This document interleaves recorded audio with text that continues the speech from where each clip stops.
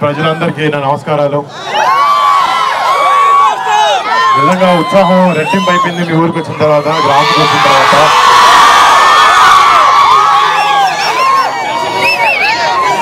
పదేళ్ల నుంచి ఎక్కువ సక్సెస్ లేకపోయినా కూడా జనాలకి మంచి చేయాలనేది అనే ఒక లక్ష్యంతో రాజకీయాల్లోకి వచ్చిన కళ్యాణ్ బాబాయ్కి ఎన్నో ఎదురింతలు ఫేస్ చేశారు, ఎన్నో మాటలు పడ్డారు.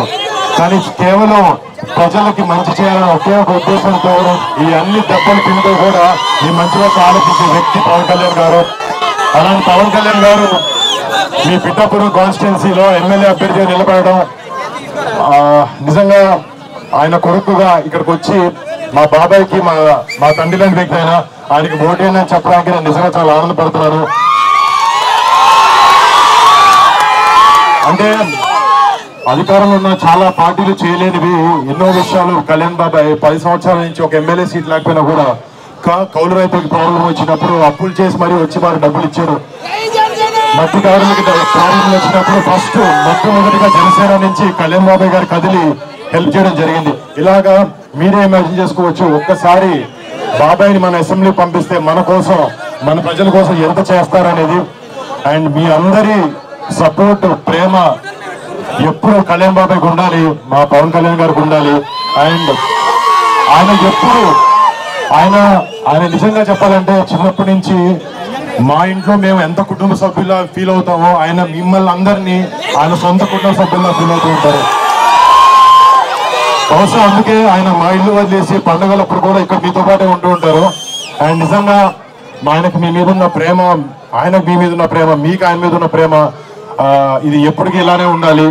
ఈసారి వచ్చే మే 13న ఎన్నికల్లో ఎమ్మెల్యేగా మీరు పవన్ కళ్యాణ్ గారికి ఓటేసి, గ్లాస్ కి ఓటేసి బాబాయ్ని అత్యధిక మెజారిటీలో గెలిపించాలని కోరుకుంటున్నాను. అలాగే మన కాకినాడ ఎంపీ అభ్యర్థి మన ఉదయ్ గారు, శ్రీనివాస్ ఉదయ్ గారు కూడా ఆయన కూడా ఓటేసి గ్లాస్ గుర్తుకి 2 ఓట్లు వేసి ఎంతో మెజారిటీతో గ్లాస్ గుర్తుని జనసేనని గెలిపించాలని కోరుకుంటున్నాం. జై జనసేన, జై టీడీపీ, జై బీజేపీ, జై పవన్ కళ్యాణ్, జై హింద్.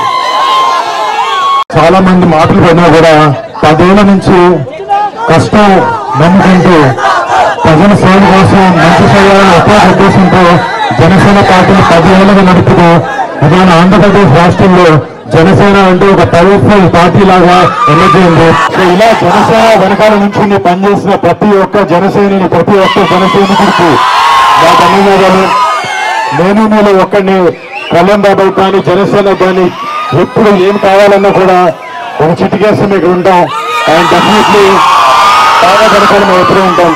మీరు చూశారు, అధికారంలో లేకపోయినా మన కౌలు రైతులకి కష్టాలు వస్తే ఏ అధికార పార్టీ రాలేదు, కానీ జనసేన ముందుండి పనిచేసింది. అలాగే మత్స్యకారులకి ఏదైనా ప్రాబ్లం వచ్చినప్పుడు కూడా ఫస్ట్ కళ్యాణ్ బాబాయ్ ఉంచున్నాడు. బాబాకి ఒక్కసారి మీరు అందరూ గెలిపించి అసెంబ్లీకి పంపిస్తే రేపు పొద్దున పిఠాపురాన్ని దేశం మొత్తం చూసే ప్రజలు చేస్తారు. దాని ఎటువంటి అసలు లేదు. అండ్ మీ అందరికీ రేపు పొద్దున చుట్టుపక్కల ప్రతి గ్రామంలో పిఠాపురం అంటే ఒక రేంజ్ లో ఉండేటట్టు చూస్తారు. అంటే మాకు కూడా మా కుటుంబ సభ్యులకి చిన్నప్పటి నుంచి మేము నెల్లూరులోను, మొగల్తూరులోను పెట్టి పెరిగిన తర్వాత సినిమా ఇండస్ట్రీ అటు ఇటు తిరుగుతున్నాం. మాకు సొంతూరు అంటే ఆలోచిస్తుంటే ఒకటేలా లేదు. కానీ ఇప్పుడు మా బాబాయ్ ఇక్కడ నుంచి నుంచోవడం వల్ల మీ సొంతూరు ఏంటంటే పొద్దు నుంచి మా తర్వాత మేము పిఠాపురాన్ని చెప్పుకుంటాం. అలాగా మీరు మాకు చూపించే ప్రేమ, మీకు ఎప్పుడు బాబాయ్ మీ అందరినీ బాగా చూసుకుంటారని ఒక నమ్మకం, భరోసా మీకు ఎప్పుడు ఇస్తారు ఉంటుందని కోరుకుంటూ సెలవు తీసుకుంటాను. జై పవన్ కళ్యాణ్, జై జనసేన, జై హింద్.